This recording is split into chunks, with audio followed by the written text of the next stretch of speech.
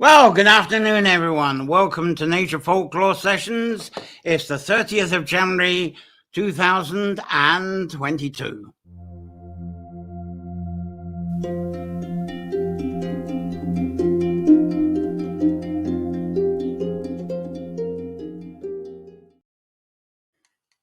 Well, thank you all for joining me. I'm back here at Carracrory in the studio, not in the hospital room like last week, but thank you, all of you who were a great support to the broadcast by the hospital bedside last week. And it was a very popular edition about the serpents. But we're coming on to Imbolc now, so thank you for joining me. It's our weekly time of exploring nature-centered folklore, connecting this within your favorite sanctuary space and expressing inspired visions from your sanctuary through your poetry, writing, arts, crafts, performance, and problem solving. So, as I say, it's wonderful to be back here in the Carracrory studio, and there's actually a bit of a hitch with the exchange with the new owners. So I think I'm going to be here for another 2 or 3 weeks. So we might get the entire Imbolc series out through this Carracrory studio. And for those who don't know, I'm just returned after a brief hospital time and glad to be at home with the full resources rather than trying to do a broadcast on the iPad. So as I say, thank you very much for the support for last week. Today I'm going to start getting some pictures up.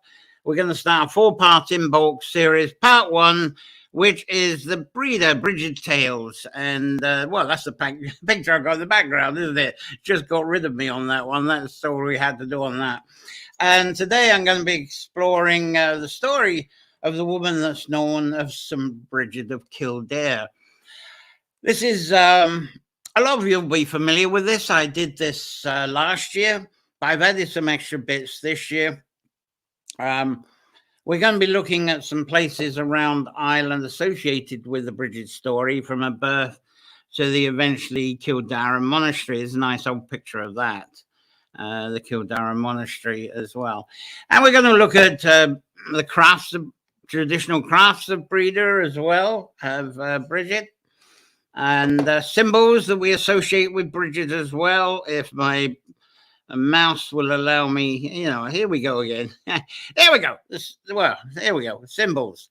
Some bridge cross. Actually, that's in the studio here. People made a bunch of crosses. So we're going to have that and more symbols that we associate with breeder.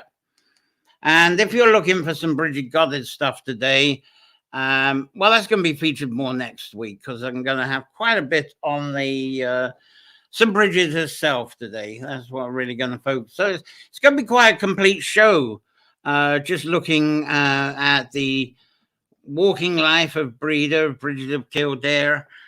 And next Sunday, we're also going to share a strong focus on the wells. So I'm not going to cover the wells much today. I'm going to cover the wells, natural springs, the water folklore. That's actually going to be over the next 3 weeks. There's going to be something to talk about with that. And I also wish to include British cross and dolls making. Of course I do. And there's some pictures of what we've been involved with before. This is actually at Bridget's house, Brigid Faughert. And there'll be doll making. Here's the doll making, which is a lovely thing to be done. And here at Carracrory, there's some people that actually getting reeds. That's actually a triple spiral labyrinth there now, but this was years ago. They're picking the reeds to make their crosses that you saw in an earlier picture in the studio here. And but I don't have the cameras and mics and mixer set up to actually be able to do the cross making in this session. Plus, I'm going to be telling the story anyway. Those abilities are going to arrive soon, probably with the next studio that I'll be in. And there's updates with StreamYard coming about that's going to make it a lot easier for multiple mics and cameras. So I can use those for the broadcast. But meanwhile, there's terrific cross-making videos. In fact, this year, there seems to be a huge number of new ones being added, isn't it? If you do a search for Bridges cross-making, even the doll making, all sorts of stuff is coming out. The Michael Fortune ones seem to be very popular this year. And I'm going to, after the show, I'll put some links in the comments here, just in case you don't find them. So today's session is much more of a focus towards the eternal flame, I suppose we would say, and the hearth of Bridget. There we are. There's Mary Minton, the what's it? I forget. In Kildare, the how can I forget this centre, the Brigade Centre in Kildare? How can I forget the actual name? But there we go. That was taken years ago when she did it from a home. Her and Phil together in a home, and then the hearth is a strong feature as well. Anyway, I'm going to start off with a background to the Bridges name and how that came about. I don't have any guests today because some offered, but because I'm going to throw a lot of content in today, the guests have been moved to next week and the week after. So we're going to have lots of guests coming up in the other editions. So next week, the Imbolc New Spring edition will have some lovely guests as well. And so I hope you don't mind this afternoon being just me for the entire session, even though at the start of the year I said I'm going to do less of this. But I think there's a lot of content, and I tried to put in quite a bunch of photos as well to move this along, and you don't have to just look at me. We got one special guest later, an obvious one, and a beautiful one for you, and you'll understand when I actually feature the guest. So, as I say, these nature, as I always say, towards the beginning, the Nature Center, the Folklore, Nature Folklore sessions, all these sessions, the videos, the Tree Sanctuary support, it's all brought to you thanks to the support of our appreciated subscribers and PayPal donators. And that's the address there to help out. And I know a lot of subscribers are watching, as they usually do each week. And so thank you very much again for your continued support, because without that funding, I wouldn't be here sharing what I can with you today. So let's see. There's a good audience already. Let's see what who the early birds are that joined us. Seems to be quite a few comments here. And there we are, talked about Bridget Foy, and there she is, trying to make Bridget cross from willow. That's quite a trendy thing that's happening, I noticed. I think Kate Burrows started a trend on that, is the crosses from willow. And Kate's look very beautiful, quite different. So interested to see the photos of that, Bridget. That'd be brilliant. Then Gwyn's here. Gwyn from Florida is popped in as well. And Anne Boulding is here over... I can't remember where he lives now. Sorry, I can't represent that. And Lamar has become very regular in from the YouTube watching here. Lovely. And Faye Tucker also in from YouTube. I'm from Ireland. Hi, Kim. Hi, Lama. Great. Davina's here as well from Virginia. Excited about Bridget. And then we got a lot of YouTubers coming in today. Kimberly from the States here. Kimberly Levana Rubenstein. Thanks for joining us. Fabulous. Cliff Carr's back. We haven't got a song from him this week, but we've got him next week, and I look forward to that. Sorry I couldn't fit you in today, Cliff. It would have been lovely, but we'll dazzle people with your song next week. And the lovely Sherry's here as well. Sherry Murphy. Good morning from down East Maine. The blizzard was big energy. It has passed. Yes, some people are talking about the storms from the East USA. So I hope you're all well from that and you're keeping quite cozy. We've actually got a cold, wet and windy day here, which is a first for quite some time. You always hear this is a permanent feature in Ireland, but we've had a dry, mild January. And normally at this time we get snow, but we haven't had the snow this year and there's none in the forecast. So we're getting milder than usual weather for here, this part of Ireland. I think I've said hello to everyone that's around. Is there anybody else that I missed out? Kimberly says a pleasure. Oh, we got Leslie O'Hara on, who looks like he's chasing after. I haven't got quite the gist of that. He must be bouncing around on the waves on West Cork fishermen, hunting down the Russian Navy, I suppose, and watching this at the same time. Elizabeth Hellman from Washington, D.C. is here. Is lovely. Thanks very much. So, lovely audience already. And I'm going to start by pondering on the Bridges name. There's some variations on the name. Brighid, Brid. Sorry, I haven't got the spellings up. I didn't have time to put them up today. So I hope I pronounce them right. You can understand them from that. So you got various names. You got Brida, Brige, Bridget, Brige. That's just a few of them, and you've probably got a few other pronunciations as well. So what does her name mean? There's several interpretations, and you're probably going to add more than I'm going to talk about. So put them in the comments here, what Bridget means to you and how you translate the name. I've heard people say Bridget means dark to light, the eternal flame, and there's a bit of an eternal flame picture there. And there is a lovely book by Amantha Murphy, came out last year around this time, I think, The Way of Shireen, and with the help of Orla O'Connell. And she came up with yet another interpretation of Bridget.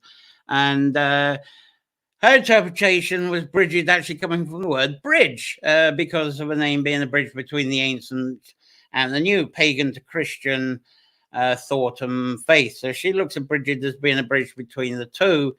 Now, sometimes during these nature folklore sessions, we talk about coincidences in names.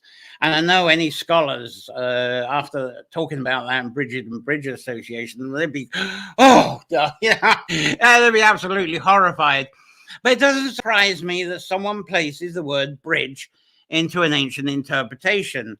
And to me, it's within that coincidence realm. So coming up with a fusion with the bridge word, we get Bridget. I can perfectly understand that. And it's a bit like graffiti. Graffiti, when we see it now, it's horrible, isn't it? But if we see graffiti that's 200 or 300 years, just as little as 200 or 300 years old that someone's put up, that becomes an archaeological wonder, doesn't it? So some of these interpretations that are made today, they're going to be kind of in the annals in a few years' time. You just don't know what's going to happen. Anyway, what I've been told, though, by some storytellers, is somehow all of these Bridget and various names comes from something like Brighid of Kildare. And I wish I had this, could put the spelling in for you, as I usually do. And Brighid of Kildare is one of the pronunciations of it, and it's translated by scribes as being the glowing or the flaming arrow. And according to this, I have a picture of a flaming arrow somewhere. Where the heck? Oh, there it goes. And for some reason, I got a picture of Iona dashing up there that shouldn't be there. Anyway, it's thought to be description of lightning, because there's no ancient Gael word for lightning. So flaming arrow is the description, as usual, as I often talk about on the show. Where our Latinized language is always about things, we're describing things, but you go back to ancient languages, and it's not just a Gaelic thing. It talks about conditions. People didn't relate to things, they related to conditions, what was going around them, and that's what the sounds and the language was all about. So that applies the glowing of the flaming arrow description of lightning. And I'll talk about later why that's associated to this woman we call Bridget. And there's a connection to oaks with this, and I'm going to be talking about that as well. And of course, hearths. There's a lot to share about Bridget this afternoon, as you appreciate. So I'll try and get on to a bit of a quickish bio of Breda, starting with the breed of Faughert in northern Louth. It's very close to the Northern Ireland border, pretty area. And what's most recognised there, being the birthplace of Bridget, but how people understand it, there's the well there. There's the lovely old well. A couple of pictures of that. Oh no, that's not the well. That's actually. Whoa! How did that reach there? That's actually from the. That's a modern thing. That's where people gather initially before they go to the well. I put the wrong pictures up. Never mind. That'll do. So that's a kind of a retreat. But here's the well. I did have pictures, but that's the actual old medieval well. you might be familiar with. Not the best picture of it, because the steps going down, and that's what my other picture was supposed to be, but somehow loaded up the wrong picture. Anyway, there's some characters in Faughert that are part of the breeder's story. We have Bricassa, Bridget's mother, and of course, and this is an artist's impression. It's quite a modern one, Bricassa. And so Bridget is said to have been born, well, her mother, Bricassa, is said to have been born not far from here, actually beside Loch Garra is where she's said to be born. That's something that perhaps a lot of people are not familiar with. As I said, I'm going to have a few things you might be not familiar with to add to the story. Or you know, Loch Garra is very close to Lissalloch, and some of you viewing here that visited here, you may have stayed with Joe and oh, excuse me, I'm going so brain fogged. Maria and Joe out at Lissalloch, which is very close to Loch Garra there. Now the next townland to Lissalloch is Kildare, and it's worth showing that. It's by Loch Garra Stables, and the Adventure Centre is in that townland as well. And this is interesting. Notice that sign there. There's St. Attractor's Church, dedicated at Kildare. And this is a tractor country. Now, this is Saint Attractor we're talking about, which is a bit different. But it's said that the girl who later became Bride of Bridget and knocked that picture off was educated by a woman that was called Attractor. But that's Latin. The Attractor name is Latin. The original name is something like Achrat, or Afrak. Afrak, it's more a local name, the ancient one. But the teacher was not the Saint Attractor. The Saint Attractor that the church is dedicated to, show that again. She came about 100 years later. But I think it's worth reminding that names back in medieval times and before, they weren't like today. We registered names. We get born, we get a birth certificate. There was none of that back then. But templated folklore and myth stories often approach names as if they were registered, as if they were set in stone. I suppose some names seemed as if they were branded, and sometimes these names are fixed several hundred years after the person has died as well. There's a lot of that goes on. But it seems that ancient names were eventually given to people by their community to describe who they are and what they do. This is still very common practice in Wales, certainly in Scotland, where people, you got people that Evans the Smith and stuff like that, and Jones the Glass, who works with the glass, that type of thing. And you get a bit like that, because in Scotland, in rural areas, people have the same names. You go up into a small village in Sutherland, for instance, and just about every woman there is a Mary Mackay. So in order to identify the different Mary Mackays, you talk about the little croft, it's townland in Ireland, croft there, the croft they live on, or some peculiar animal they look after, something like that. So this is how people give people names, and we call them nicknames. We get them at school, don't we? So sometimes names that are appointed by the community are a title that could be used by a person, then passed on to the next one who does a similar living role. So it's likely that Bridget was not called Bridget when she was born in Faughert. And I've got an interesting twist to tell you about that later on. Because it's not really clear exactly what her name was, but there are some clues. And as far as Bridget goes, there may have actually been several Brigids of Kildare. I often wonder if all the abbesses of Kildare, they were called Bridget. I sometimes think there were several Patricks around Ireland, because he's certainly got himself around, didn't he? These Bridget and Patrick describe who they are, what they did. And I've also heard stories that there were several Jesuses around as well. I've heard of one where one of them actually died falling off a horse. Yes, a horse, not a donkey. Anyway, one modern example of this still goes on. Take the UK royal family. Many of the male kings, they changed their name to George at coronation time. So the George, those go back to the George and the Dragon a bit. which is a bit of a patriarchal steel, because as I bring up on Nature Folklore, it seems to relate to a fight between Gronya and a Fomorian called Draken, and that somehow twisted into George and the Dragon. Anyway, I'm wandering off topic, so let's get back to Bokessa, who was educated by an attractor, or Hachrat, or Avrak. Now, education would be very different to what we have now. It wouldn't be a case of going to school to learn write and sums, because that hadn't really been developed then. The education would have been in practical skills, hospitality, housekeeping, tending to the farm crops and the animals. That's the schooling of this time. And in Catholic and other Christian motivated texts, Bokessa and her eventual daughter to become called Brighid were described as slaves. Now, the slave image translation of the story is another situation where I believe we need to move away from interpreting ancient ways based on our modern visions of living.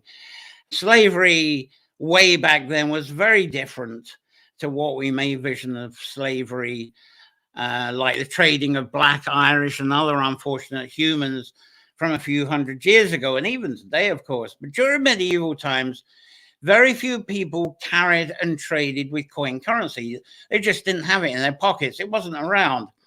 There were no administrative banks, no checkbooks, no wages, no payrolls, that type of stuff. So to earn food from the land, a home for shelter, a horse maybe, some shoes to get around, maybe local medical care with the healing that was available.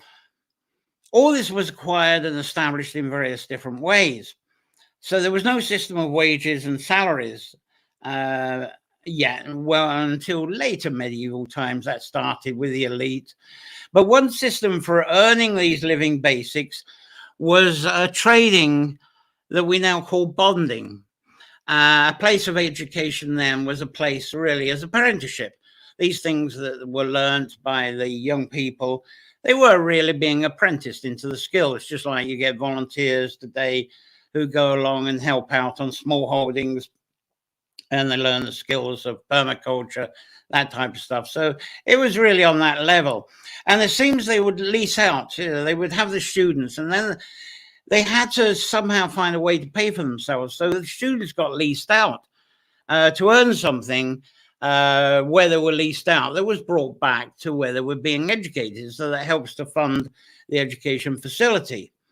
And universities still do that today. I was actually sent out on work experience weeks or 2 weeks at a time from the university I was at. It was a fairly new thing in Scotland at the time under a scheme called ScotTech, but maybe your university did that as well, did they?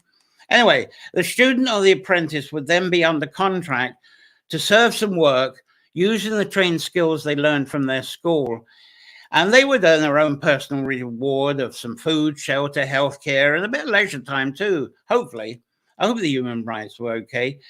And as I say, this still happens even in Ireland. There are actually some legal agencies that take on trained people from Eastern Europe. I think it still goes on. And they put them to work in placement, usually in hospitality or in digital services, or even in agriculture, berry picking, that type of stuff. And the Irish employer then pays a fee direct to the agency, and some of that fee is then passed on to the Eastern European educators that got these people ready for this kind of service of the work they do. And an Irish employer usually provides initial accommodation as well, and some food, quite small income for basic needs, pocket money, that stuff, because really the employer provides the basic needs. So it is really spending money. Of course, this is the fringe of the law and human rights, I know, but it's what happens. And I've seen similar operating widely in the USA. And I gather China, Russia, Africa, they all do that as well. But back in ancient times, before there were wages, sometimes these bonded people were called hostages. Not in the corruption way, usually a human exchange as a peace offering. And these exchanges would actually unite tribes, bring clans together, and it sustained their trading relations a lot better. So After the waffling, Bridget's Bridget's mother is what we would call today a bondswoman.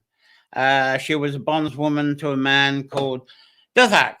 And now he's the next character that I'm going to be talking about because he was Bridget's father. So let's, before we get on to her father, let's see what you're saying, because the people are arriving. Amy Dixon, good morning from Canada. Yeah, good morning from Canada. Barter, yeah, of course, barter was the important thing. I think really that bonding, hopefully what I described there was the foundations of barter, but definitely there was a trading of skills as well in order to support the schools. That's the way it seems to be anyway. Hello, Tina Rocks on board with us, fantastic. And then Cliff's reminding us the Mac, son of O, and of course in Wales it's App. And Joey Sparks from Indiana as well. Good morning to you there. So, and Marcella's on board here. She's just arrived. Good to see you looking so well, John. Thank you very much. Anyway, let's get on to Bridget's father now. So as I say, Professor was a bondswoman to a man called Dovach. Yeah, Dovach. Who, and now that's the next character I'll talk about. And Professor's writes under this growing conversion going on to sort of patriarchal Christian ways. They weren't really calling it Christian. The Gospels were coming in, the Psalms, but things were changing from the Brehon law rights that people were familiar with. Just the whole legal system was changing, because under Brehon law, if a woman got married or was in a working partnership, she could own land, sue for the spouse or partner for mistreatment and unfairness, and get divorced and break the partnership contracts through, and have counsel for retribution out of all that.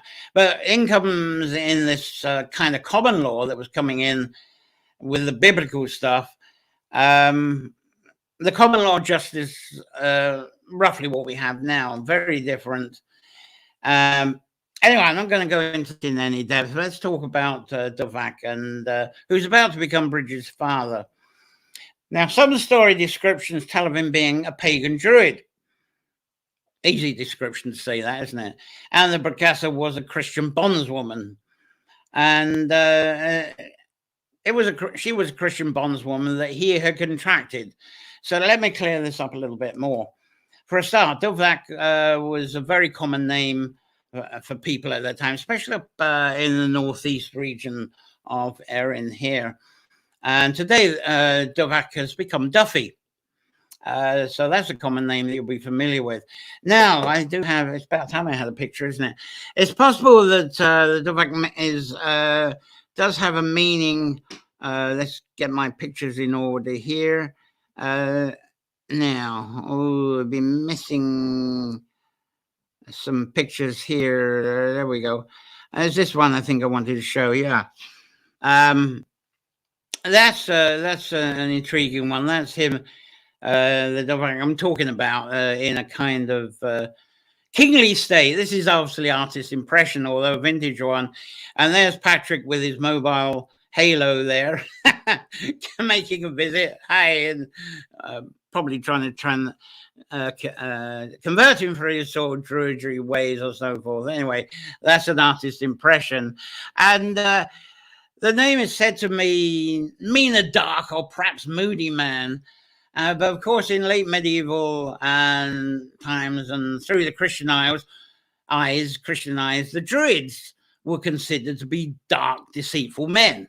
So the meaning of Dovach had that kind of possibility. But the chances are the meaning was that he was a good forester or land worker or someone who grew plenty of crops. He worked with the underground. He worked with the soil and the darkness of the soil and made these crops and the trees grow and all that. So it could very well mean that. So Dovach, meaning an understanding of the soil. And I think that's more likely than being a dark evil druid. But with these abilities, of course, with the understanding and leadership abilities, he could develop into wealth because the abundance, the yields he would get, and that would help him to afford to have bonded workers. But this Dovdak, he was married. And though he was married, he was a bit of a jack-o'-lad with the bondswomen that he hired. And one of them was Brickessa, and she got pregnant because of him. Now, let's look at Brickessa and the way she is described as a Christian bondswoman. I might have pictures for this. Again, oh, I forgot. Yeah, this is an artist's impression of Dovdak, the dark man. That's the sort of image, the dark, sort of druidy type person. Anyway, now, again, I need to get away from the modern thinking and visualize what was perhaps going on at the time. Christianity was an order, as a doctrine. It was far away from this time. We're talking about Erin 453 AD with the Brigid time, that onwards. Her birth is always said to be 453 AD. And the commanding doctrine focused Christian order probably didn't really happen until medieval times. And here we go, late medieval Rome, 900 AD onwards. And in fact, I think for the time being, I might put that as my background. If I can find the thing, I'll have that as my virtual background for the moment. So you'll, in a moment, you'll see me come in front of that, just to make a bit of a change. Here we go. So much for transitions. I'm stuck. Ah, there we go. And now you'll see me back again. There we go. Now, all that was happening in this early medieval time, it seems the hand scribing was perhaps starting up now of the medieval, not medieval, Middle Eastern Gospels and Psalm books that were just starting to come in. And people being scholars, learning the scribing in a very primitive kind of way. But the one thing definitely going on, and Patrick and Bridget and all these other characters at the time that were going around the islands, they were sharing stories from these Gospels, sharing them in the Gaelic language of the time, Old Irish, as some people say. And they were also learning how to duplicate Latin. They were scholars, so they were learning the Greek, the Latin, and duplicating them. Because they were becoming the new elite of scholars that was building up as a group at the time.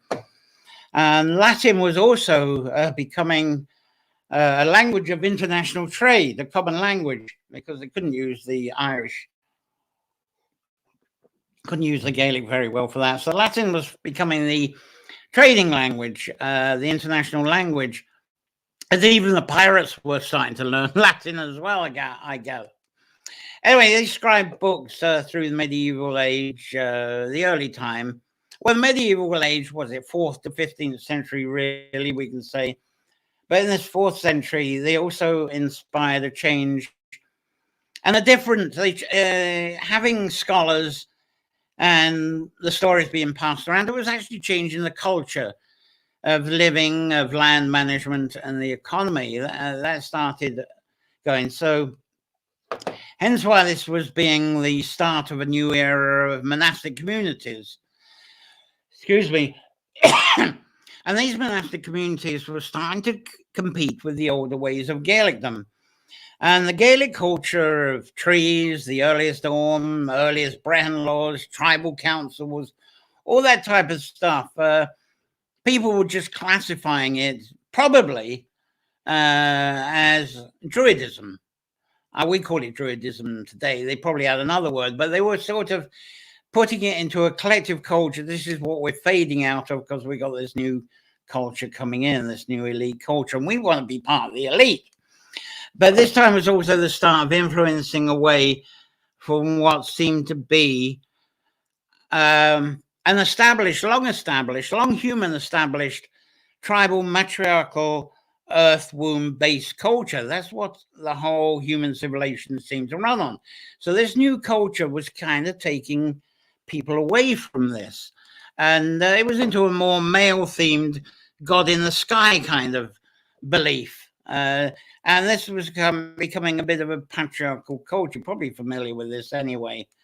But it seems some monastic women teachers, like Ardagh, were somehow trying to adapt to this new culture, but not lose their way. They were trying to preserve the strong women's position within this change, but not toppling the patriarchal elite. And that gives me, I think I'll change my virtual background because this is very inappropriate for what I'm going to be talking about. Let's get the women that were picking the reeds in the background. It'd be much more appropriate. There we go. They're picking the reeds for making the crosses. So the women, at least, they wouldn't lose their earth-based maternal connection. This was the intention, it seems. Now, what I've just said does follow quite a cliched modern interpretation of Bridget and the goddesses and all that time. Common wishful thinking, maybe. But I feel that it's a good example of where we can apply old folklore into our modern inspirations, and that's what we express. However, the people of Brigid's ancient time and before, it was actually divided. Humans were actually divided even back then, and made more intense through trading, when the trading world really got going. So a large percentage of the human population, they didn't have rights. They were merely property to be traded. So I said, no, it's not like the slaves there were. Yeah, there was. People were traded when trade was happening, when navigation was happening. So you had those people who didn't have any rights. Then there was another percentage of population who seemed to run and command everything. And they were connected to the imperial races and traders in some way. And we call these the elite. Still do. But even with the Brehon laws, women's rights were only sustained within that elite class. The peasants that were being traded, they weren't under the Brehon laws. It was still a bit cruel for them. But sometimes people ask me, when did Ireland convert from that pagan ways to Christianity? Well, I reply, it's never actually happened, because Christianity was built on a so-called pagan foundation, and that pagan foundation is very much alive today. And I think that's all I'll say to set the scene for Brigid and Brigid's birth. That's not the end of the show, of course, but I hope this has helped you to visualize closer to the womb and seeds that St. Brigid was born from, and the state of the Aryan culture that she was born into at the time. Now, before the Brigid story goes on, before I tell more about the travels, let's see what else you're saying about that, because I'm waffling quite a bit with this. Tina's got something here. We will be out harvesting rushes for cross making. Lovely stories today. Peg Height's around. Hello, Peg Height from Western Northwest. And my sincere apologies for not being able to translate very well, but it's a huge honor that you're here, whoever you are. So thank you very much. Wonderful. So let's recap for a moment. Brigid was born 453 AD. That's what's recorded, from the womb of Bricessa and fathered by a lad called Duffy. But Duthag's wife, I do not know her name, she obviously wasn't very happy about this affair and wanted both Bricessa and the child that was born from her husband, due to her husband, she wanted them out of the way, out of their home, out of their land, out of their region. So it's said that Bricessa was apparently contracted out by Duthag as a bondswoman, and she was sent off, said to a Gaelic chieftain near Limerick. And Breda then was fostered. She came back to Lochgarra, and it said that she was fostered by one of her aunts there, a sister of Bricessa. And that's where it said that she started her childhood.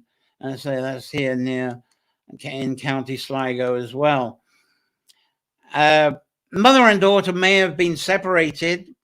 Well, there must have been if she went on to Limerick, but there's another story I'm not so clear on. There's various stories about how Bricessa's contract was traded, how Dovach actually traded with a Gaelic chieftain. Some say that the mother was traded off when she was still pregnant, before Bridget was actually born. So this may have been actually a bondsperson swap in some form. Now, one common thread in the young Bridget stories told that she was actually born in Faughert there, and she was quite a rebel. Some of them say that it took a little while before she was shipped off to her aunt, and so she was quite a rebel as a young child in sort of the Dovach community there, and but she was also a person, as a young child, very concerned about the ill, the disabled, and the poor. So amongst the rebellious, there's tales of her being very much a wild child when she was around the Dovach domain, such as stealing the chieftain's butter. That's a common story, how she stole the chieftain's butter and other supplies, and she'd be giving this stuff away to the local poor, the poor peasants. So that's one reason why, as a child, she was then sent back to her aunts in Ardagh for fostering, becoming too much of a nuisance, giving too much stuff away. So that's one of the stories. It's doubtful that Bridget was actually carrying the name of Bridget, as I've mentioned, but her birth name seems to be fairly unknown. As I say, I'm going to give you a thoughtful clue to this later on, before this session is done. Anyway, I'm going to call, just for convenience, I'm going to call her Bridget anyway, even though she wasn't called Bridget yet. And you have recognition of her name, so why not?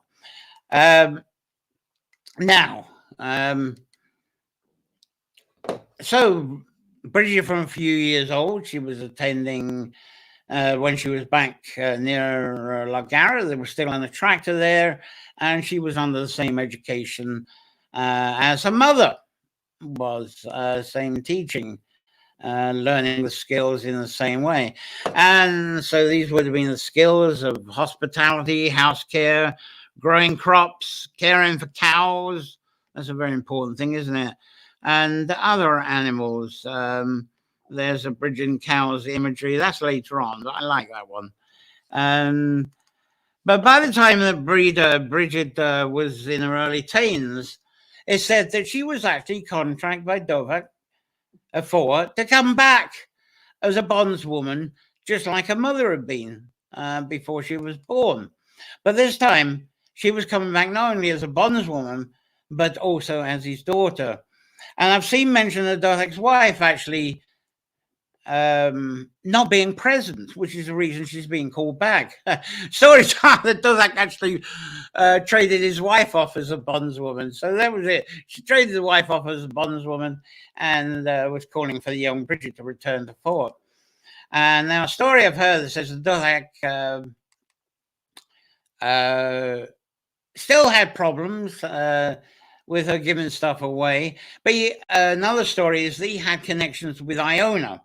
And the story is, do I have an Iona picture? I had something let's get an Iona picture, just in case you forgot what Iona is. Let's use this as a back base, even though that wasn't there at the time. Oh, they look at the little relic gore, and that was thought about at the time. That's on the site of wherever the leadership was. And that's that little hidden place. I actually was involved in rebuilding that, but I'll talk about that another folklore time. So anyway, Iona, he had the connections. I travel there sometimes. And the stories, the legends say that he took Brigid with him, as both his daughter and servant bondswoman on his travels. And eventually, when Brigid was older, Dovach tried to arrange a marriage of Brigid, the bondswoman daughter, and he had the dowry and all. And he was trying to get hooked up with other chieftains or sons of chieftains. Again, it's this sort of, marriage was trade as well to bring the clan connection for benefits. It wasn't nothing to do with love and romance. It was to bring peace between the tribes. So that's what he was trying to do. And so that's what chieftains did back then, to establish further alliances with other clans and families.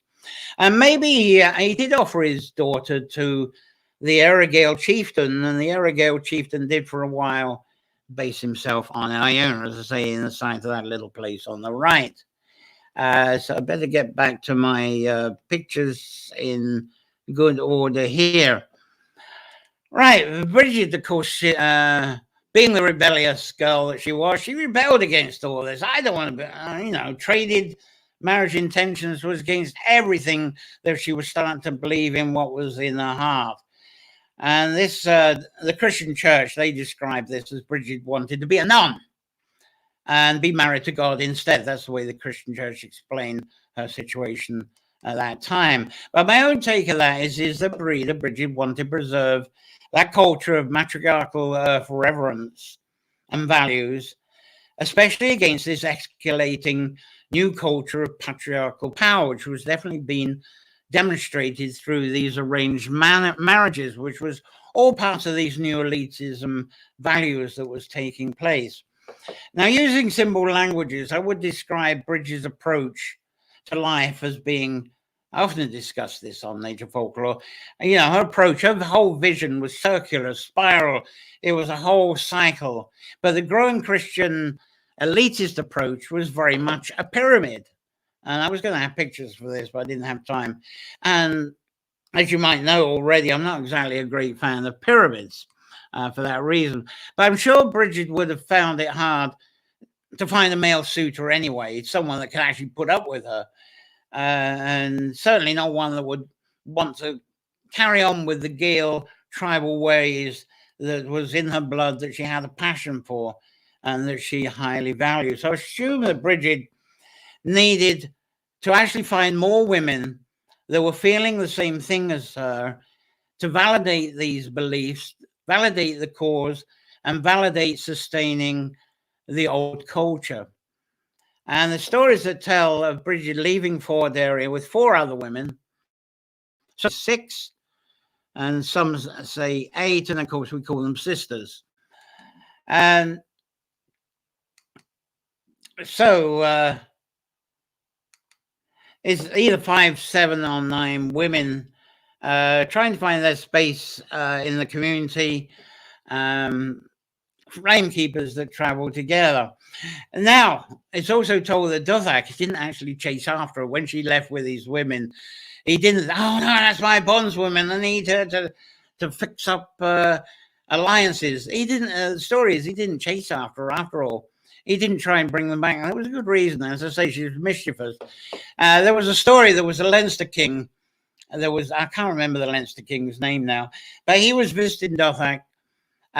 Bridget stole that visiting king. She stole his sword, and it was his best sword, and she handed it to the poor to trade in for food. And there's actually there's an artist impression of that. There she is. There's often some chariot there and offering the sword away. But in another version of that story, Bridget actually melted down that sword and forged it into 2 adze blades. If any of you use that, it's wonderful, better than a spade and fork for the garden. I love using adze. But instead, she created 2 adze and she gave them to a poor family so that they could break up and cultivate the soil on their land.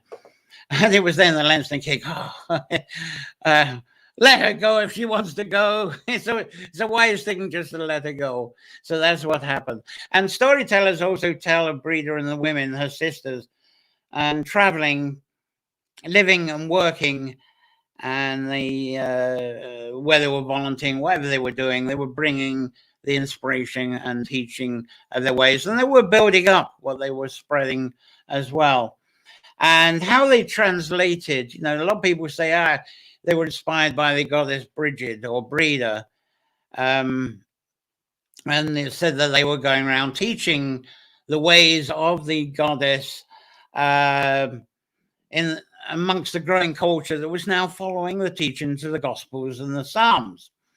But I speculate these women, at least the stories of these women, have followed a kind of as I say, wishing to sustain a culture of equality, community, respect for the earth, especially the earth womb, and all these things we talk about with the goddess and the goddess provides for all. Of course, what I'm talking about there in a very brief way is very New Agey. It's the sort of way New Agers have spoke about this kind of thing from the 70s onwards, at least, I know. But to many people, it's how that story gets explained. And that's this all kinds of wisdom and lifestyle intentions amongst people. So I suspect these Brigadine women attempted to interpret a kind of British goddess understanding, but trying to do this through the interpretation of the Psalms and scriptures to include some feminist goddess understanding and respect through what people were learning through these Middle Eastern scriptures. Anyway, I'm really speculating at a stretch there, as we clearly don't know what the intent of these women were. But I assume they were trying to express a balance of sustaining honor and respect for the earth. And they were trying to do this in compromise with this light god of the sky and the scriptures that were being spoken of by the men. But so the people still can bless all life born from the earth and rising from the light above. So there we have the compromise. We have the goddess understanding of the underworld. They got these God in the sky and the light. And then what happens at this time of year? The birth of spring. All the seeds from the womb of the underworld all come up, and they're all reaching out for the light. So there you got the compromise between the two cultures. I think that's what they would have tried to be teaching in balance. So blessing all life born from the earth and rising to the light above. I think that's a quick way of putting that together. A sort of early Christian yin and yang, isn't it? That was encouraged. And now, to me, that's what makes sense of celebrating Bridges Day right now, although it is sort of cold and wet and the rest of it. But it seems to be a great time. It's spring, Imbolc. Let's get started. This is what's happening. The seeds are about to come up. Well, the wild seeds, not the farm ones. We leave that for Neil Beltner. But the wildlife is starting to come up. Buds are starting to appear, beginning of spring. And so you bring in together.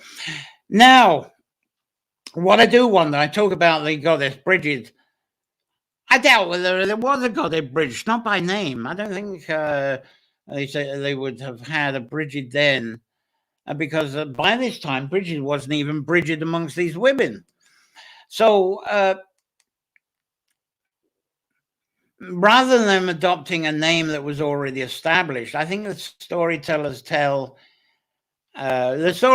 seem to tell about the goddess Bridget and how some Bridget adopted this, but the name wasn't about. So I think they had local names at that time. And perhaps I should refer to the ancient annal scripts more, and that's what people tell me. Read the scripts, tell people the scripts, but these annals, they were written well after Bridget's time. So they're going to bend the stuff anyway, hundreds of years later. So I doubt there was a Brigid or a Bridget goddess before these annals. Though the scribed annals in medieval times, they talk about Brigid appearing in the Tuatha time. She appears as the daughter of Dagda, of Doida, the wife of Brez, and Brigid's name turns up a few times. But I suspect some identity of an earth goddess has been honored by humans for at least 12,000 years, and probably given different names by different tribes, different ages, in different parts of the world and different parts of this island of Ireland. Anyway, I'm going to move on with the Bridget and Brigidine women's story. And again, I'm moving on. As I say, this is going to be a fairly longish sort of session. I hope you don't mind. Now, what we got? I have to beg off early. We'll catch the rest. Yeah, I do, because I'm coming up with Kildare soon. Big Kildare story. I hope it is a long one. Look forward to you catching up. And thanks, Terry, for being around for when you're in. Davina sounds like a rebel, giving butter to the poor. She sounds like a rebel. What's this? Please pray for me, Webby. What? Illustrate them more. What's happening there with you, Don? All right. Okay. I think that's all the latest chat. Whilst I've been chatting away there, I think perhaps I ought to change my background again for the next bit. What am I going to be talking about next? The next part of the story. Ardagh. I haven't got a picture of Ardagh, but I think Ardagh is the next important part of this. So I'm going to go Ardaghish. Let's see if I can think of something background that can be a little bit Ardaghish. We're going to go into Kildare, so I'll give a background of Kildare from the well onwards. Let's try this. We're in our. Whoops, that disappeared. It disappeared. It disappeared. I'll bring it back yet again. I don't know why it disappeared on me. But that's from the labyrinth here. There we go. Maybe that's bringing it back again. Yeah, there we go. I'm actually in front of the well. You can see the top of the cross of the well there of the. There we go. Anyway, that's looking back for the whole place. The Tully Well, one of the two Brigid wells at Kildare. Anyway, Ardagh, the journey to Ardagh, County Longford. The Brigid connection seems to be quite vague here, and there's lots of variables, as you can imagine, but the most profound one is stories around St Mel in Ardagh. Was an abbot of her time. Let's see if I can get a bit of St Mel up here. There he is, and there he is ordaining. He's given the veil to Bridget there. That's an artist's impression. The official veil for her to be a nun, and the sisters will get their veils too. And at the same time, Mel wasn't very clear about Patrick's instructions. So he also gave the up-and-comer Bridget what we could call abbatial abbot. Anyway, to become an abbot, so that it allowed her to be titled as bishop. So she wasn't only a nun, she was bishop, wherever she was going to be. But I have so many doubts about that because it would seem this officialdom within the church was actually not established for another 300 years later. I don't think there was such a thing as a bishop, not in the same way for another 300 years. But it's nice to bring it in the story, isn't it? And Patrick was getting around the island as well at the same time as this woman to become Bridget. So they were both alive and wandering around at the same time. And if stories of this time are true, it seems that Patrick did set up a kind of a beta set of church orders and positions. And there's one story of St Mel of Ardagh accidentally saying that he actually made Bridget a bishop out of accident. This is Mel's place in Ardagh. That's the remains of his place there. And this is still in Ardagh. There we go. We have the stone remains of the modern church. Anyway, he seems like he put his foot in it by making her a bishop because he hadn't got the memo from Patrick that no women were allowed to be bishops. So he was in hot water for that one. For Bridget, carrying this abbess and bishop ordination at the same time, there was no turning back. And it was important for both her and the followers there onwards. So Mel, good job, man. So with these titles, Bridget and the sister women followed. They could follow with these titles, and it meant they could operate quite freely within the growing male-dominated church culture. So it gave them the elite pass. Amazing stuff. Now, the stories of Patrick and Bridget saying that they actually came together and coordinated to create monasteries together. But I don't see that. I mean, with the name of Patrick, I can't see that happening anyway. So that equal footing approach, and it's hard to believe. Now, there's various stories that name Ardagh as actually being the first. There was a site there. It wasn't just Mel. Bridget actually set up a site there, for Brigadine women, set up the first circle. So the first saw Bridget, what would you say, monastery, certainly meeting place for women especially, was established in Ardagh. And there was the first of several. And I wish I had the wonderful Ardagh Visitors Centre women live to talk about this.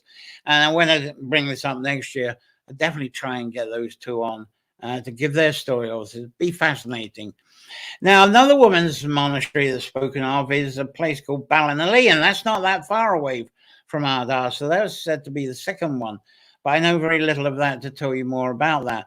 But Ardagh is still has Brigid of Bridget references. There's a bit of a broken down well there. If I got the picture of it, there we go.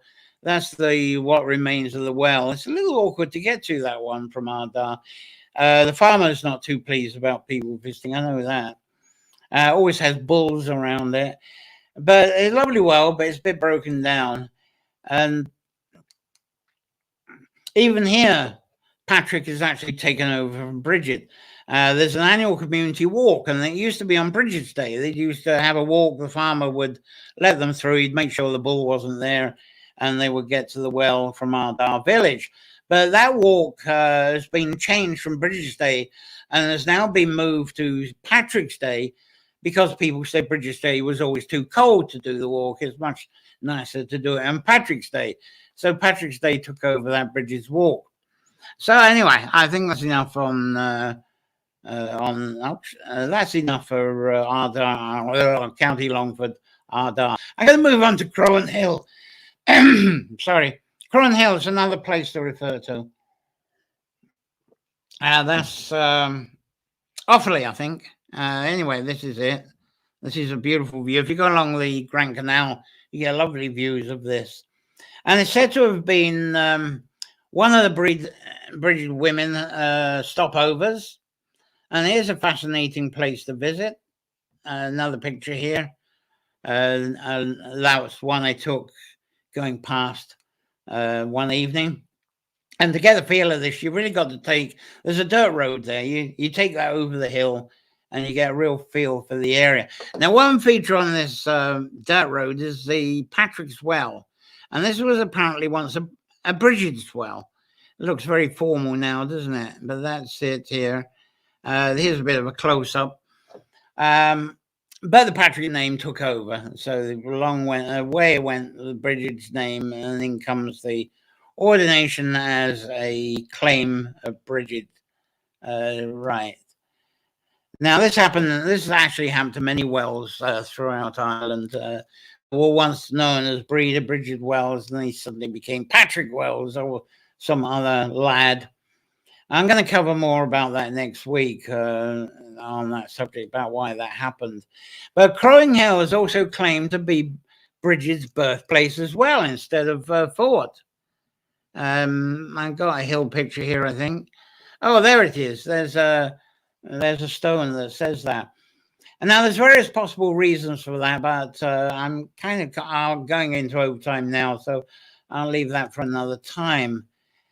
Because I've got to really get onto let's get on to Kildare. Must get onto that now.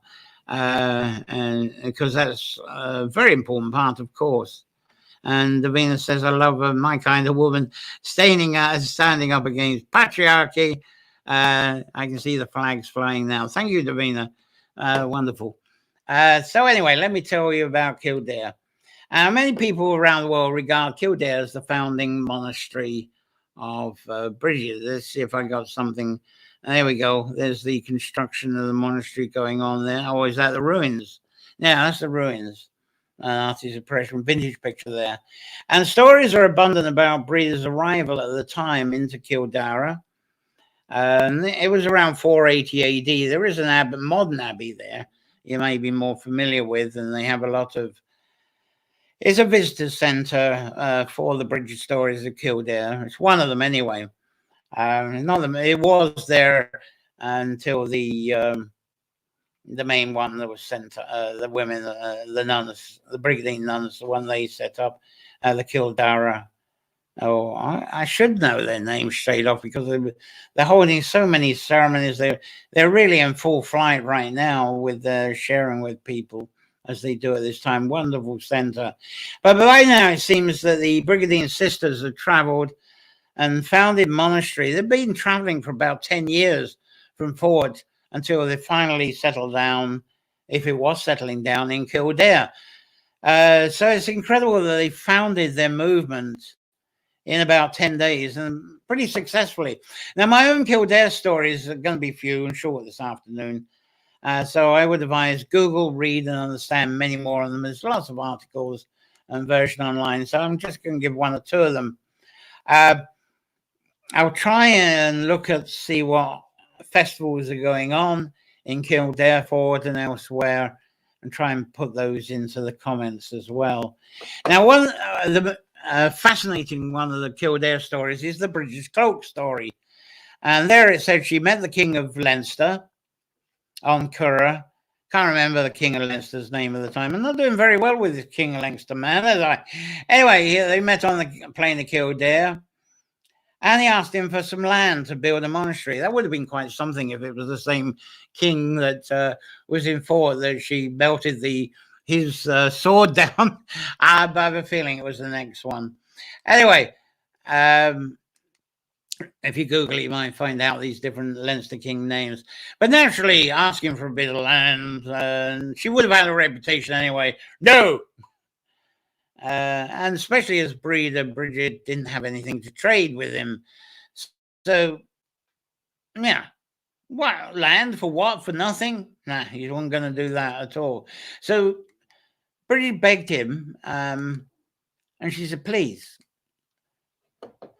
could I have just a wee bit of land, the size of my cloak? And of course, the king thought, what's this, this little cloak? Ah, yeah, of course, that's crazy, isn't it? He said, okay, I'm sure enough, I'm generous enough that I can do that. Just thinking this was complete stupidity. So, of course, Brigid took off her cloak, and there it is, and the Brigade Sisters all got round, they held corners of the cloak, and they stretched and stretched and stretched, and that cloak spread over the Curragh land. Huge stretching. There we go. There it is, stretching there with fields as well. Look at that, ready-made fields in the cloak. And the chieftain was absolutely awed that such miracle could happen. And he'd been called out. There was no way he was going to refuse that request with the miracle happening. And of course, Christian Church telling that story later was saying, oh, we had the King of Leinster no longer supporting the Druids. He became a Christian. It was the way he became a Christian, by this miracle of this cloak with ready-made fields on it stretched out over his land. So it's told, he said something like, well, if you've got beliefs that do that, then I want some of those Christian larks in my life too. So get your monastery up. Let me get into this Christian stuff and see if I can perform the same miracles. Amazing. So to celebrate that cloak, there's a tradition that uses a mini cloak. There it is. The brat breed. And this is what people have. It's often red. That's a white one. Usually it's a red one. And people have these. They hold them each year. Special brat breed, which is an illustration of a small cloak that they believe could be stretched out if the right people held it. And that's put on window ledges at the eve of the Gregorian Bridget's Day. And that's the 31st of January today. So that's what's put outside as well. Now, as I say, the brat breed is traditionally red. Do I have a picture of a red one? Yeah, I do. There we go. There's a red one there. I think that was taken from... oh, goodness, that was taken on... How can I forget where that was taken anyway? Yeah, the island. I'm going through one of these brain-dead minutes. Murray Island, anyway, I believe. So it's traditionally red, as I say. It can be cream or a natural or no dye linen as well. But put on the windowsill. And the idea is for it to collect the dew and the rain of that night from the 31st of January as we move into February the 1st. And then on February the 1st that morning, the water is wrung out into a bowl and then bottled with a funnel. And that water will be used as first aid for healing for any problems in the household throughout the year. Because the reason being is it's believed that Bridget passed by and she blessed the cloak, the brat breed, and that's what helps people to be healed. The healing blessing has been made. And now oaks, let's get on to the oaks, circle of oaks. There we do this. It's my favorite breed of symbolism subject. And it seems to be, at last, how Breeder actually eventually earned and got her name. For a start, we got Kildare, the city of the cathedral, or the Church of Oaks. And cathedrals, churches, and temples, they weren't stone things. That's an elitist type of thing. They were circles of oaks. Long before the stone temples were built, or other revered trees, oaks was a favorite. Ash was very popular. So as I say, stone temples, it just seemed to be for the elite class. But the peasants, they had their circles. The peasants, the pagans, the heathens. It's easy for them to plant and care for a circle of oaks. Oats probably would do it as well. But the circle of oaks is something anybody could do. And I talk about that on every Nature Folklore, don't I? I suggest we all have a tree sanctuary where we can contemplate the folklore and its surroundings within that circle of trees, within our tree sanctuary. And then we can flow with our inspirations and visions from within that sanctuary. And that's how I open up every Sunday here. So whether there was a circle of oats on the land the breeder obtained, there's a circle of oats with a mound in the middle, or whether the Brigadines actually planted oaks, that part is not really clear. But I feel there must have been an established big oak, at least, on Breeder's arrival for this story, especially of a name, to get established.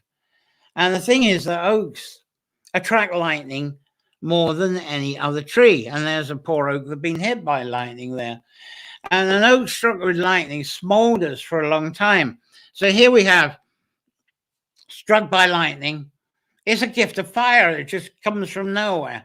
And this fire can be harvested by people through a longer time than through any other tree struck with lightning. And an oak embers, they then can be taken home and they can fire up the hearth. And, the gift of fire taken home, lighting up the hearth without burning away. So in ancient times, a fiery oak was regarded as a very special spiritual gift, a spiritual blessing, in the same way that spring water becoming a holy well does. So my guessing is that with Bridget appearing where a nearby oak tree, when she was passing by, a nearby oak tree became struck with lightning, and Bridget's first hospitality task after the happening was to actually distribute the smouldering wood parts. Her and the sisters would have got that together, probably given away the smouldering wood parts to the local people for their hearths. And what a blessing. The whole ritual of that would have, if it happened, would have been an amazing blessing. And then, of course, the people would then look at her as being the result of this fiery arrow, this lightning that was coming down, that gave the tree, the oak, the Kildare, this oak, the gift of fire that became the circle of oaks. Can you see how the whole thing, the whole story could come together just from that gift of fire? And no wonder there's an eternal flame. So from that deed, people may well have started calling her Brewing a Cider, describing the fiery arrow, all that lightning, and that got shorn to Brigid.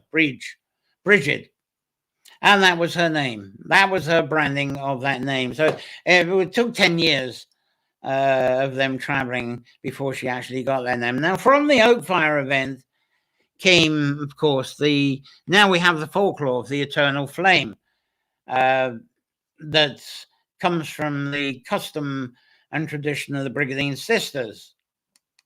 Now, today's common told story tells of the 19 sisters, and each of them, each day, was a light carer. And then on the 20th day, Bridget becomes the carer of the light. Of course, there's 20 women in total, but for somehow the stories don't sound right when you say, 20 women, each one took a night as a light keeper. So that stories tend to say the 19 sisters, one at a time, would be the fire keeper, and then on the 20th day, it was Bridget was a light keeper. But more romantic, isn't it? So that's the way that's told. Anyway, I wish I had more time to talk about the hearth symbol. talk a bit more about that on the next Sunday. But Bridget Wells, a little bit on that, and the water blessing. I'm going to talk about that next Sunday as well. Let's give you a little bit of well photography here. There's the original well, the wayside well. That's the original Bridges well. I'll tell the difference perhaps next week. What we got here?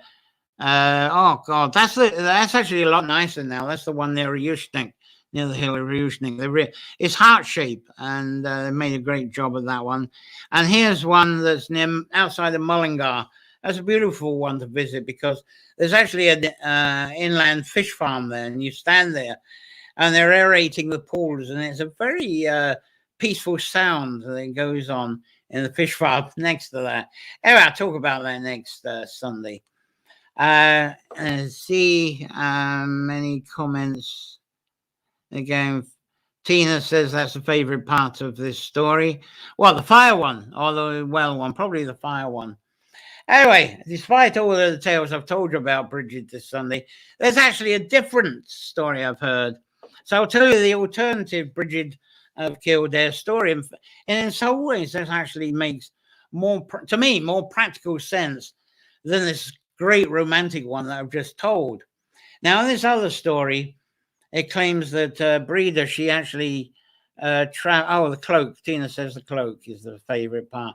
Now, in this other story, this alternative story, it says that Breda definitely travels with a group of women for four, but for some reason, that group didn't work out very well. And of course, that's not very romantic to say that, but that's just how the other story goes.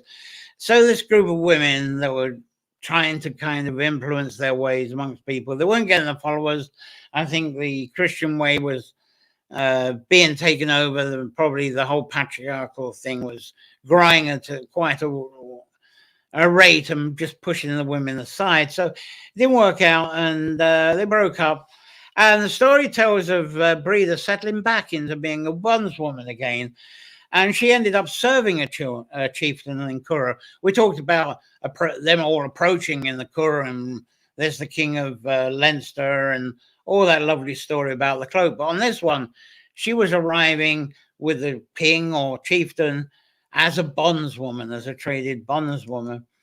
And then while she was there, she was actually intrigued. There was actually an established men's monastery on the land of this chieftain or king of Leinster that she was bonding to, and it had become evacuated. Nobody knows why, whether it was a disease or... Anyway, it was dormant. There was this empty monastery, and she was intrigued with it. So the story tells that when she went to investigate these empty premises, there was an oak tree beside it, and the lightning struck the oak tree that was close to the building, and the oak tree smoldered in fire by this empty premises. And let's bring the fiery oak back up again to bring emphasis. There we go. There's another fire oak that's been hit by lightning. And here's a more dramatic one. There we go. So there was that experience by these empty premises struck by fire. And the story tells that the local chieftain was so awed by the event of this bondswoman walking past this oak, boom, it goes up in flames. So he was quite shocked by that. He heard about that or even saw it. And he actually released Bridget from being his bondswoman and said, look, you're obviously the right person to establish your monastery here. Why not use this dormant monastery? Bring it alive again with all that you believe in. And but the one thing at that time that chieftains and kings wanted is becoming fashionable to have a scriptorium, because that was where wealth was being generated. Was the scriptoriums. It was just like the first home computers. It was like the first Commodore, and Timex and all these other computers. The scriptoriums were the way to elitism, way to wealth at the time. So he had an agenda, and he said, look, why don't you take over this monastery and set up a scriptorium? Because he wanted a scriptorium because chieftains loved having scribes on their premises to actually write their hero stories and their family background, and so that the annals would be preserved, so the people in the future could look back and see what amazing people they were. So he was attracted to Brigid on the side, setting up the scriptorium, and but the scriptorium had to be for male scribes. That was a ruling on this. So if this story is true, then it sort of throws out the king and the British cloak story. But let's keep it. It's a romantic one anyway. But there is a similar cloak story when Columbkill sailed from Derry off to the Hebrides. And you probably know that Battle of the Books and Tara story anyway. But on the way, he said he stopped off at Tory Island on the way going on to the Hebrides. There on Tory, Columbkill is said to have performed a cloak trick for the King of Tory, just like the one I've described that Bridget did. And of course, because the king was in awe of Columbkill doing this and covering the whole of Tory Island, the Tory monastery was founded because the king had converted to the Christian ways. So it's a story that's used in both circumstances. So later, when Columbkill was within the islands, now the Hebrides, they actually became named after Breda too. But I'm not going to go into that story because of the time factor right now. But of course, the entire Tory Island became Christian, and it was eventually guided by the apprentice monks of Columbkill, who eventually arrived from Iona. But I'm well overdue. We do have one special guest, and boy, are we moving through the time now. And I should, of course, it's Claire, isn't it? It's Claire Roach. Now, I haven't got her live this time, but we always, as tradition, introduce her Bridget song, but she's actually traveling. She's somewhere between Dublin and here because she's going to help me out a bit more with the putting stuff together for the moving from here to where we're going. So hopefully I've got a bit of a video. This was from the National Concert Hall, and this is Gavin Malta Breeder. Sorry, I haven't got the words, but it's a very simple thing about blessing or welcoming the new spring, the new flowers, and the presence of Bridget, that she arrives on Bridget's Day every year. So this, I got my headphones tangled up. But anyway, I don't need the headphones. I'll get you started. This is Claire Roach with Gavin Malta Breeder.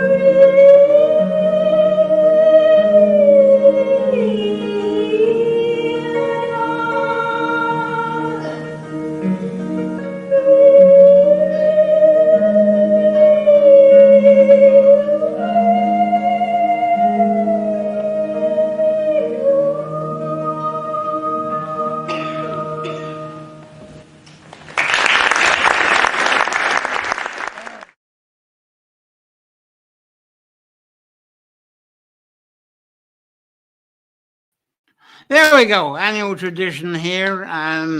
With Claire Roach, we couldn't have her live, but that was at the National Concert Hall a few years ago. And Cliff likes that. Cliff Carr beautifully sang and played, and love the harp song, Very Earthly Teresa. And here is, yeah, Claire, it is, the smile is a blessing, isn't it? And Davina, beautiful here. Thank you for that. As I say, it was a great tradition, and Gwyn got a bit of tears from that. So, Cliff, you've got something on this belief that when the oak struck by lightning, that the ground around is excited with energy from which it encourages the growth of crops, etc. That's a nice addition on that. Of course, a bit too early for the crops. We deal with that a lot with the Belthany time, because we'll deal with that about soil warmth. We'll be going into that. The soil warmth comes up at Belthany time, and they're telling the people that's the time you can put the seeds in. So we'll bring Bridget back to warm the soil up at that time, definitely. All fascinating, John. All new to me. Glad, thank you. I often wonder if I'm repeating myself, and that's why I'm trying to add some of the background stories. This is stuff I've been still picking up bits and pieces now for, or what would it be, good 60 years. So cross-making session in the Balgally Hall, 4 p.m. Tuesday. There we go. Leslie's made a great information, and that'll be down in the comments, so you can collect it from there, which is fun. Thanks for that, Leslie. Wonderful. Great to make the announcement of that. That's brilliant. Thanks. Now, before I finish the day, I must cover the Crafts of Bridget as well. Leslie, bring that up, the cross making. But the crafts is very much a part of the Bridges tradition, isn't it? And I'm going to change my background as we talk about that. I'm going to go into smithing first of all, because I find that a fascinating one. But do we have some bit of cross making or something? No, I didn't have a background of cross making, so I'll just leave it as it is. Let's leave a nice bit of snowdrops instead. I'll have that as my background, and as we talk about this stuff, smithcraft. Yeah, let's get on to some smithcraft picturing. In the photos, I've got something to show on this. There we go, nice old smithcraft photo there. Symbolism of Bridges, fire, as obviously, and the hearth. And after that, we can add the tempering of metal with the aid of water. So we got the fire and the water in order to make the metal. So very important for the Bridget time as well. And fascinating to me is the ancient tradition of women as being the fire keepers. So they were the smiths, and they extracted the metals from ore. Said to have done from ancient time, the women did that and slowly created a sword, and mothers taught daughters how to make a dowry of creating a sword or a dagger for future mate. And this has apparently happened as tradition for a few thousand years. And it seems that ore and extraction and smithing, as I say, always passed down from daughters to by their mothers. But by British time, this was actually skill being taught by the wise women teachers in the apprenticeships in the schools, like I was saying with the tractor. So it's all part of the bondswomen apprenticeship. But during early to later medieval time, the smithing was gradually being passed over to the men. It was getting moved over to a men's trade, because smithing was becoming symbolic of prowess and stamina. And the male smiths also started being placed into being able to have the powers of being celebrants of marriages and other rites of passage. So they were getting these tasks to give the priests a rest, I suppose. But they'd taken over the smithing and the hearths. So I wonder if the Bridget story is symbolic of the preservation of women, fire forge, and tempering combination. Very much a preservation of all that. So smithing is an important thing. I'll move on to the healing. It's probably better known. It seems as if Bridget and healing, you could just put it all into the same sentence. Oh, here we are. That's a symbol. Oh, missed that. Talked about the sword dowry. That's a symbolism of that. But anyway, with healing, making the come on back. The making the bridges crosses is part of this whole healing thing, especially hanging at the holy wells. You weave in your prayer of healing for someone you know, or even yourself, and you weave that into the cross. And so that when the cross actually fades away on the tree, then the healing blessing magic is working. But also for protection in the home as well. To make that. Sorry, I haven't got any here. I won't be making mine until on the Bridges Eve anyway. Tomorrow, isn't it? I'll have a task there. You make those for the home and you burn. First of all, you burn all the old ones for the last year, and then you make these nice fresh green ones and hang them up for protecting and blessing your home for good health for the year. And I bet make some good ones this year because my ones didn't work too well last year. So anyway, we should. There we go. Some people who visited here and made those crosses. That I think those crosses were actually way up in Cavan. I think that's Shannon Pot. That picture anyway. As I say, go on YouTube. You'll find some cross making instructions. Michael Fortunes are the ones that are popular this year, it seems. But I'll try to feature the crosses a bit more next week. Also in the healing, we can include herb growing and preparation. And it's probably very much an important inclusion in the Bridget healing education. But it's unknown if Bridget actually used things like the laying of hands, dowsing, Reiki-related healing as similar. Or, as Cliff pointed out, that in a way, healing with just her presence. We haven't really got clear stories on that. Anyway, poetry is the third craft of the leading craft. And I talked about in that alternative story where the chieftain or the king said, okay, take over that monastery ruins and set up a scriptorium. And poetry was an important input into that. And the stories we do hear of Bridget, that she was a very fluid oral poet. And some say the Bridget's people did not speak in monotone style. I'm talking to you in monotone style, presented Breeder today, but I should be singing it because way back then, it seems that people didn't speak in this sort of monotone style. It's like in mass, they would say everything they sang, everything. I don't know if I would have got away with that today. But anyway, instead of Breeder assigned the scripted archiving of poetry to the work of men in the scriptorium. So her and the Brigade Sisters, they had their oral poetry, would recite to the men, and the men would record. But unfortunately, there isn't much evidence of that. She provided scriptoriums for men and scribes to work in. There's one in Meath. I'm trying to think of the saints, and Ularian, someone like that, who looked after one of the scriptoriums. Anyway, the idea of the men was to work in these scriptoriums, craft the poetry the Breeder and her sisters would say to them, and they would be scribed down. And there are legends of beautiful books that were created by these scriptoriums, but nobody's seen them. They're probably buried in bogs somewhere and they've yet to be discovered. But the Book of Kildare, the legend of the Book of Kildare, is said to have been seen by a Welshman, Giraldus of Wales. When he was visiting, he saw a copy of the Book of Kildare, of the poetry recited by these women, and he described the pages as the most beautiful he'd ever seen scribed. He said that the whole work was the work of angels. It was impossible for humans to have put this book together. But of course, nobody's seen it. A bit like Joe Smith's gold plates, isn't it, with the Mormons. Anyway, on Nature Folklore, I frequently refer to the huge misunderstanding about these medieval scribes. They weren't historians by any means.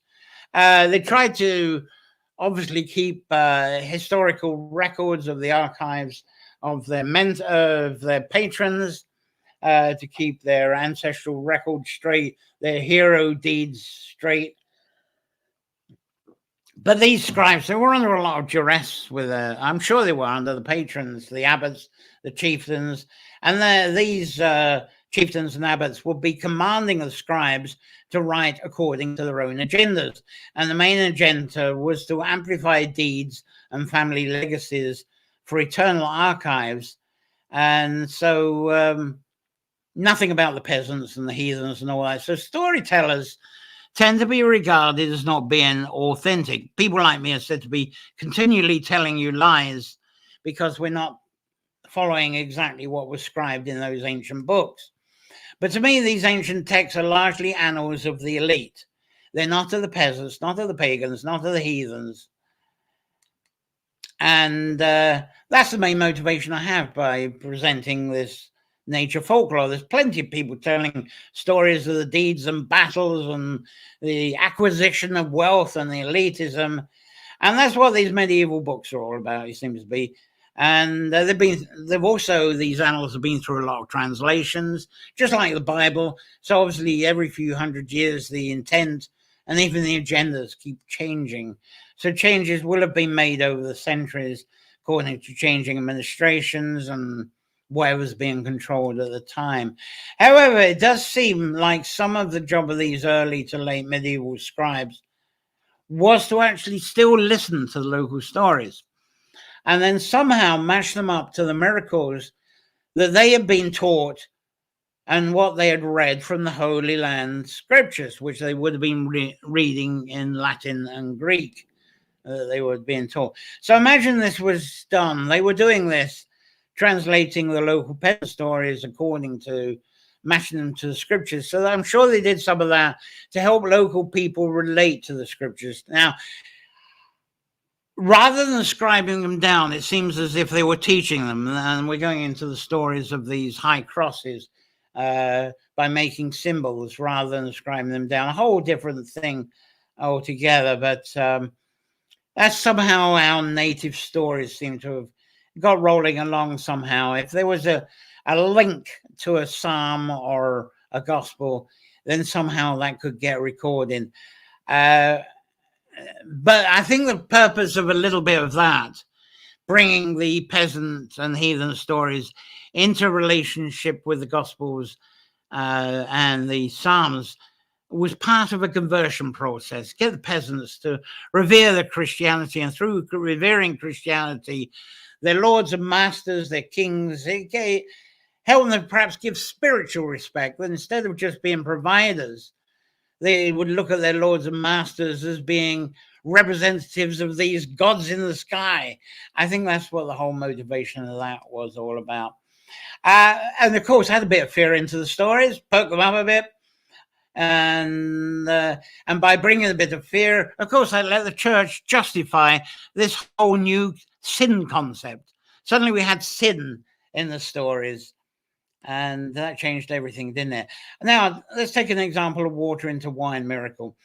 Take the water from holy wells late summer, and it can be quite bitter tasting. And you can sweeten it up with the juice of berries later in the summer, of course. They're available. You got the bilberries, you got blackberries, elders that can be harvested at that time. And then you put that into the holy well water, get some bog cotton or some other tonic herb, maybe some John's wort. Put some John's wort and the griminy together, make a tea, put that, add that up to your berry and your holy water. Boom, there you go. Wine. It looks like wine. It has a bit of the same inebriation of wine. I think that's how it's done. Anyway, those are those three crafts. Let's go on to cattle. In addition to the three crafts, I should mention Bridget's association with cattle again, especially as part of putting out the brat breed on Bridget's Day Eve. People also put out a glass of milk with that brat breed. That's for Bridget. She's passing by with the cattle. And this was to offer milk as a gratitude. It's a thank you, because as breed's passing, they say, bless their cattle. And it's a reason they have plenty of milk for the year ahead, is breeder passing as well. And they say the breeder travel with, some stories say 2 cattle, some say 3. I forget the cow's name, but one was called Faughert, Faer, I think. But this blessing is said only happens to their cattle when the milk's left outside. And this is a blessing. This is actually a word of a blessing at this time. Dear St. Brigid of the Kine, bless these little fields of mine, the pastures and the shady trees, bless the butter and the cheese, bless the cows with coats of silk and the brimming pails of milk. Bless the hedgerows as I pray, bless the seeds beneath the clay, bless the hay and bless the grass, bless the seasons as they pass, and heaven's blessings will prevail through Brigid, Mary of the Gale. I'll talk about the Mary of the Gale bit in a moment. And there's also the pouring of milk onto spiral stones. That's a Scottish one, definitely. I'll leave that for another time. Brewing, very important as well. The brewing of cider and ale, associated with Brigid and the goddess Brigid, but I feel this is more a Samhain than the Yule subject, because I talk about this during the Ale House Wives editions. So anyway, there is a blessing for brewing, and I might as well share that as well. Let's bring the glass of the Brigid ale there. I would like a great lake of finest ale for the King of Kings. I should like a table of the choicest food for the family of heaven. Let the ale be made of the fruits of faith, and the food be forgiving love. I should welcome the poor to my feast, for they are God's children. I should welcome the sick to my feast, for they are God's joy. Let the poor sit with Jesus at the highest place, and the sick dance with the angels. So God bless the poor, God bless the sick, and bless our human race. God bless our food, God bless our drink. All homes, oh God, embrace. I don't know who wrote that.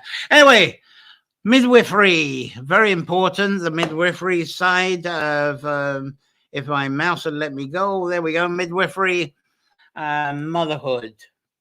British Association with the New Spring Birth actually includes human midwifery and guidance, early motherhood.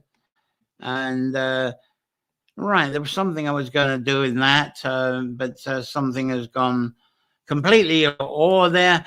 For women who mated during Beltane tradition the year before, they would be now giving birth right now if they mated in Beltane. So this is Mother's Time as well.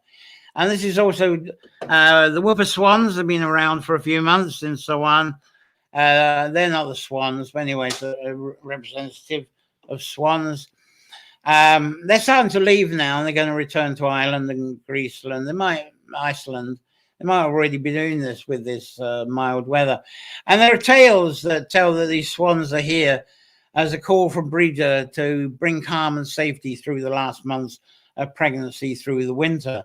And then they leave when all the babies are born. So that's the role of the whooper swans.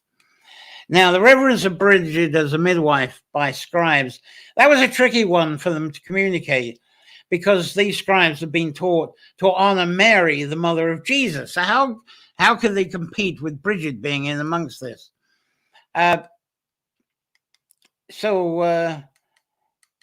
One way around it seemed it was to actually call Brigid the Mary of the Gale, and that came in that verse. There we go.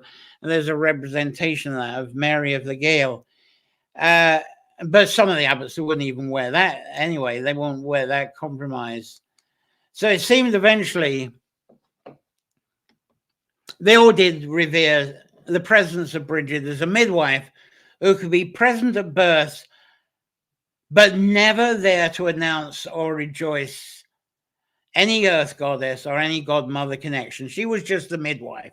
The midwife presence was allowed by the abbots and priests, but that's as far as she should go. Mary was still the leading woman on that. Anyway, it seems before the Christian culture came along, a woman would be present at births as a midwife, not just to help with the birth, but also to be the guiding medium of the spirit of the earth goddess in some way. And that leads us on to why we have a white bride. The white dress of the bride is a strong breed of Brigid tradition, and it's related strongly. There I got the snowdrops in the beginning. Let's get rid of me for a second. And there we go. That relates very strongly to the snowdrops flowering at this time, the whole breeder and the white dress. And ancient unions often didn't happen until a child was born. That childbirth would bring unity between parents. So if no child is born, then the couple separated and they would find other mates later on the next belt. So this is somewhat reflected in the Bridges cross making, and especially in the doll making. Let's get some doll making pictures up here. Now, there we go. There's Tina. She's actually with us today doing a bit of the doll making. So it used to be a tradition that only young women who had never given birth to a child could only make the dolls and crosses for everyone. Of course, that tradition is gone because Tina wouldn't be making that if it still existed. But that was an ancient definition of virginity, nothing to do with our anatomy or women's anatomy. For example, the Virgin Mary was likely to be the description of her not having children yet before she had Christ. Nothing to do with her being, nothing to do with an anatomy at all. She just hadn't had children. But the patriarchal church, they had built up this whole concept of sin and the warped, sanitized vision of purity and obedience. And that's how the change, I think, in the definition of virginity seems to have come about. And finally, better talk about death a bit. Finally is a word I shouldn't really use. But the death of Bridget has stories too. And there's a sinister story of a skull traveling to Portugal. But Google that one because I'm not going to go into that today.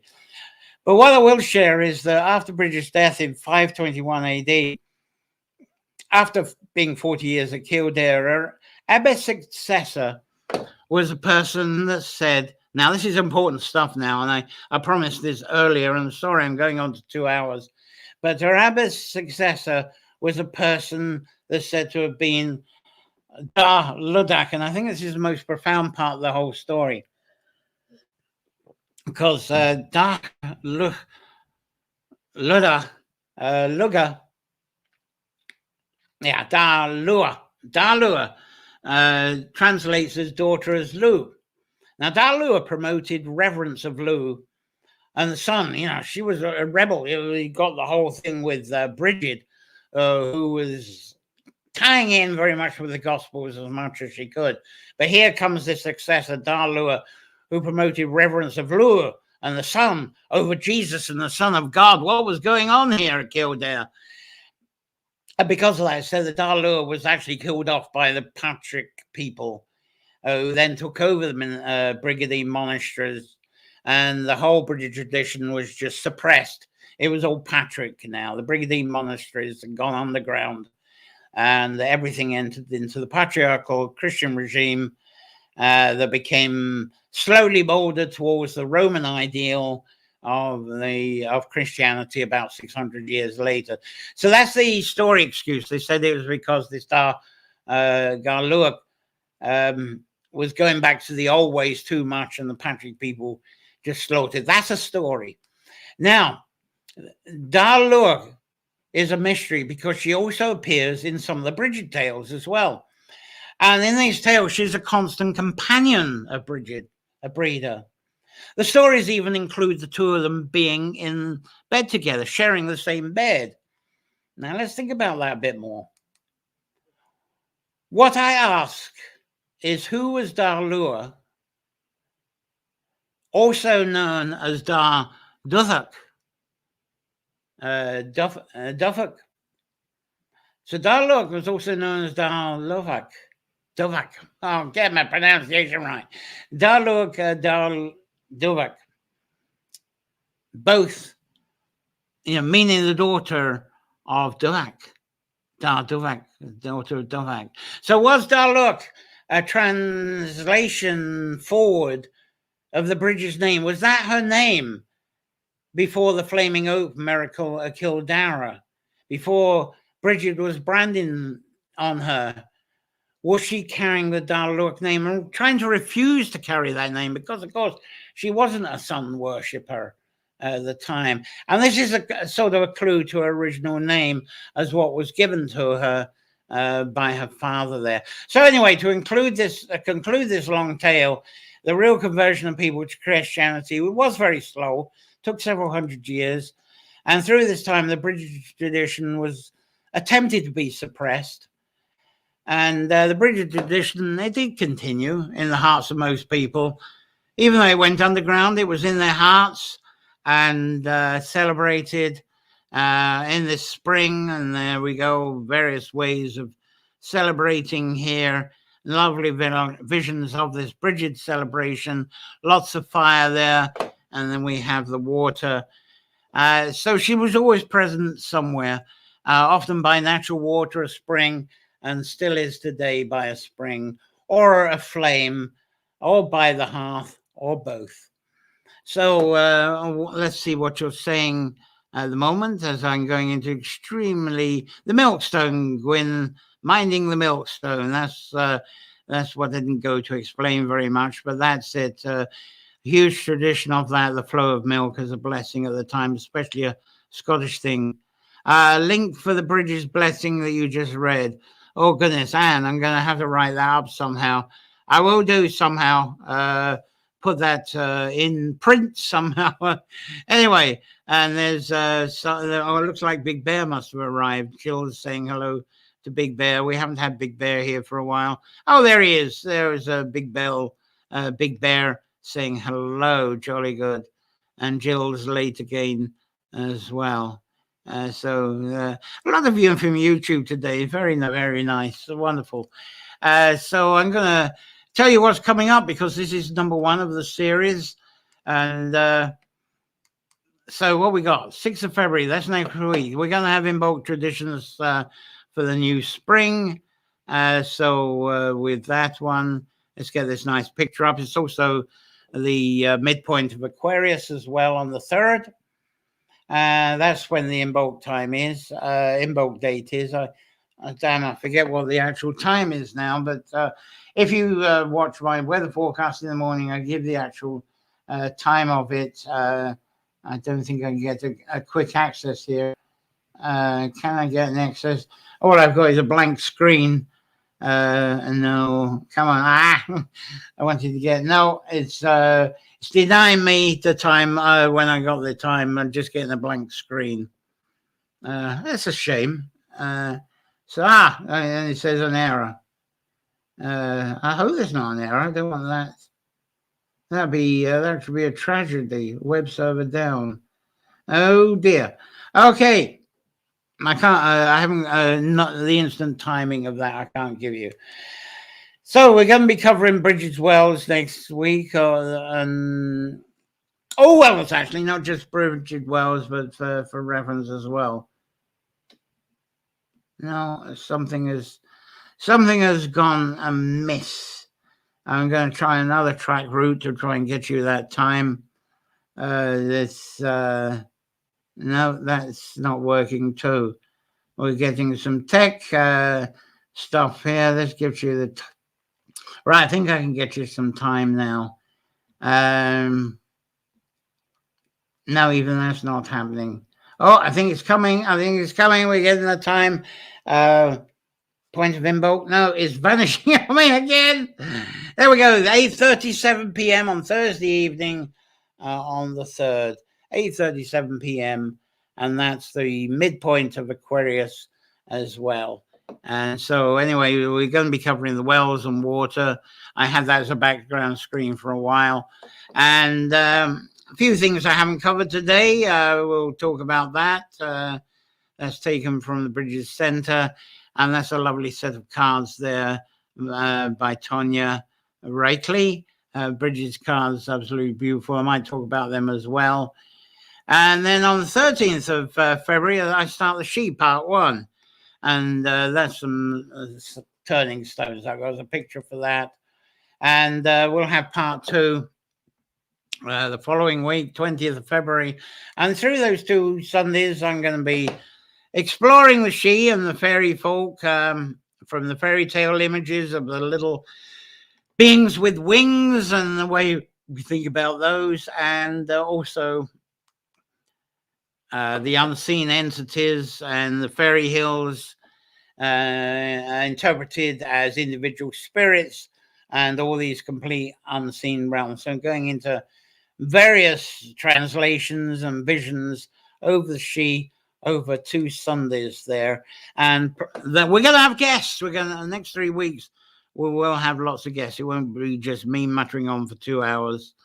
So Big Bear High, lots of highs going on. Anything else going on? There's now I'm getting, sorry, my mouse is going mad here and I'm not getting the messages up. There we go. Especially the pre-Bridget name. Thanks for your wisdom. And then Leslie's off for a Bloody Sunday reflection. And thank you again for following this show today. It's been, I think this is the longest one yet. And especially thank you for the song from Claire. If you're watching this as a archive video, please keep commenting here because I will keep answering the comments. And yeah, it's been, I've enjoyed doing this. I hope it hasn't been too long for you. It seems to have flown past. So subscribe if you to the bell icons, tell you what's coming up and remind you. So enjoy a safe week. Have a wonderful week. I'm going to try and get rid of that picture there of it's a nice sheep picture, I know, but here's my last look at you and you at me. Wonderful. Enjoy a safe week full of wonder, inspirations, enchantments. I think that's all I can give you now. So until next Sunday, play well. So many thanks for being with me. And bye-bye to you all.